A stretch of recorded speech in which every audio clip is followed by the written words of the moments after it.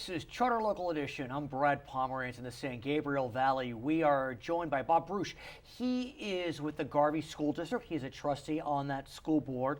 But 50 years ago, he began teaching at Garvey. It is a remarkable thought to think that you have worked in the same school district in some capacity for 50 years. The Garvey School District, for our viewers statewide, is where? It is in the southwest corner of the San Gabriel Valley. Includes the city of Rosemead, parts of Monterey Park, Right. part of San Gabriel, and a little bit of the county. And you've really seen the school district grow up and change in many ways.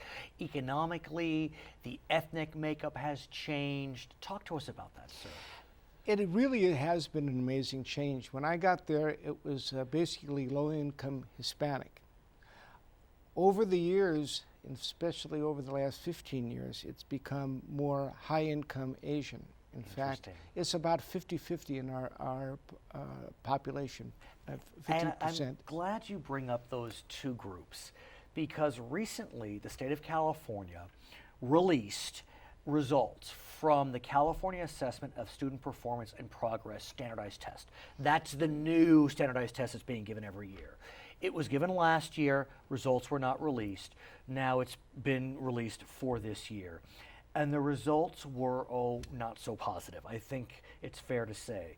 Although when you look at distinctions between Asian students and Latino students, the results are absolutely divergent and disparate.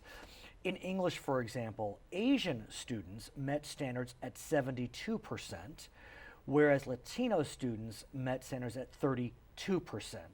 In math, Asian students met standards at 69%, Latino students at 21%. I'm not even sure how to respond to that wide gap. You know, that why has been around for years.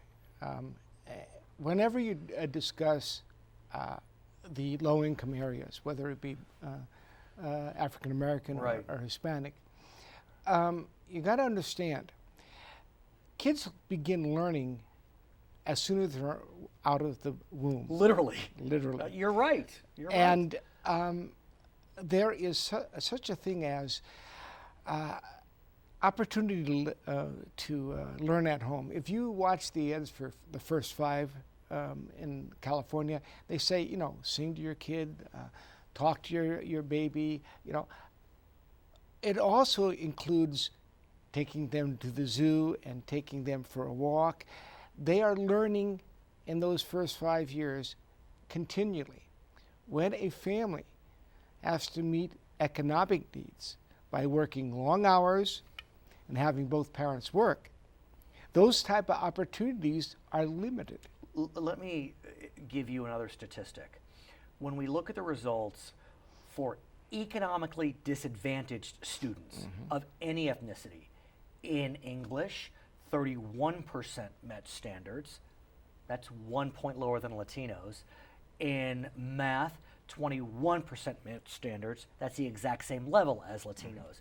I'm not suggesting that all Latinos are economically disadvantaged, but I think it's fair to say that the numbers are, it's hard to ignore the convergence. You know, we can put schools through the grinder on any type of statistics you want. But these test scores are new. They are on a new type of test. I understand.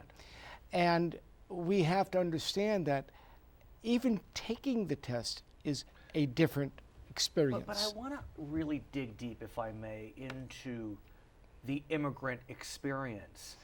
You know, I don't know what percent of the Asian students are first generation versus third generation. Likewise with Latino students. You know, I don't know the breakdown. But I think it's fair to say that if you take each group as a unit, it's kind of a similar immigrant experience and a nice mix of first, second, and third generation. Yet why is it that the Asian experience shows us such scores that are higher than even the statewide average, whereas Latino experience, the scores are below the statewide average. First of all, you can't say all Latinos score below. Of because course, these are huge generalizations, but when you look at the numbers. And getting off of a generalization is what I want to do. And that brings us to the idea of what parents expect of their children. In the Asian home, education for millennia has been the important. I mean, we know the metaphor, the cliche, the tiger mom. Yeah. We've heard about the tiger mom, and I get that. I do. But, you know, I think about Latino parents, they only want the best for their children. And Absolutely. I actually saw a study I thought was fascinating. The question asked by USC LA Times in April, are students tested too much? Anglos said yes by 44%, Latinos 23%. So Latinos preferred more testing. How about this? Do tests provide valuable information regarding progress? Latinos 55% said yes, Anglos 55% said no. So Okay, let's back up. Where do they get these opinions? Where do they receive this opinion that testing is either too much or too little? I don't know. Because the press and the public have been so inured to the real statistics of education by looking only at one thing, and that is test scores. You know, what do test scores really measure? Do they measure total progress? Do they measure the ability to learn things and memorize things? I do think, though, as a general proposition, these types of tests can give you a sense of trends. You know, I don't know that you can take a single score of a single student and decide where that student is going in his life. But if she, you know, continually does well in math, there's a trend there. One of the new things in the testing nowadays is it's all done on computer. Right. And it's not only for the end point, they're also having the test prove diagnostically where the child did not learn. And you bring up computers. I mean, that begs the question. I mean, you talk about economically disadvantaged homes, likely don't have computers, likely little Wi-Fi access, if any. Called the digital divide. I know our industry is looking at that question, but it's a much grander question. And so, you know, query whether the lack of access to technology is part of the reason why we see lower I would scores. say without a doubt. Without a doubt, the lack of connectivity is a very big minus when it comes to low-income homes. The new education way, using computers and technology in everything that happens in the classroom, not having rows of kids, but having groups of kids working on problems. When they go home, if they don't have that type of access, they can't do their quote homework. Right.